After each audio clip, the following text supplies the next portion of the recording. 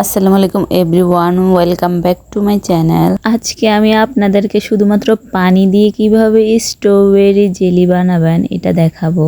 আর আপনারা এটা দেখতে চাইলে আমার ভিডিওটা সম্পূর্ণ দেখবেন। তো চলুন শুরু করা যাক। এর জন্য আমি একটি পাত্রে পানি নিয়ে নিয়েছি সবার আগে। এর সাথে আমি ফুড কালার ব্যবহার করেছি।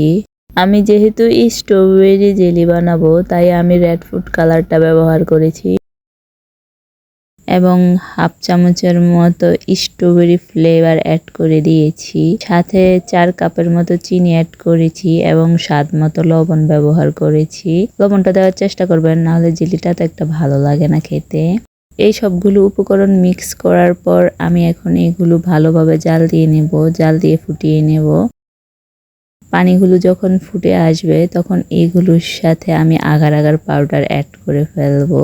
আমি এর সাথে 1 চামচের মতো আগার আগার পাউডার অ্যাড করেছি। ফুল 1 চামচ নিইনি, 1 চামচের থেকে কিছুটা কম অ্যাড করেছি, কারণ আমার এখানে পানি অল্প, তাই আমার এখানে মাত্র 1.5 কাপ পানি।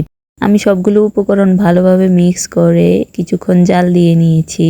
হালকা কিছুক্ষণ জাল দেওয়ার পর দেখুন পানিগুলো ঘন হয়ে এসেছে। আপনারা নিজেরাই বুঝতে পারবেন, আগার আগার পাউডারটা অ্যাড করার পর পানিটা হালকা একটু ঘন হয়ে আসে। পানিটা যখন হালকা একটু ঘন হয়ে আসবে তখন আপনারা এগুলো একটা প্লেটে বা আপনাদের মন মতো যে কোনো বাটি বা পাত্রে ঢেলে নিবেন। বাটিগুলো প্লেন হলে চলবে।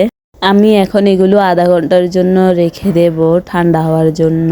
দেখুন আধা ঘন্টা পর এগুলো জমে কি সুন্দর জেলি হয়ে গেছে। আমি এগুলো ছোট ছোট করে স্লাইস করে কেটে নিয়েছি। দেখুন এই জেলিটা দেখতে যত সুন্দর, খেতে অনেক ভালো লাগে, একদম স্ট্রবেরির ফ্লেভার আসে। আপনারা বাসায় একবার হলো ট্রাই করে দেখবেন এই জেলিটা, আর কেমন হয়েছে আমাকে অবশ্য কমেন্ট করে জানাবেন। সো আজকে এ পর্যন্তই। যারা যারা এখনো আমার ভিডিওটিকে সাবস্ক্রাইব করেননি তারা প্লিজ সাবস্ক্রাইব করে দিবেন। আল্লাহ হাফেজ।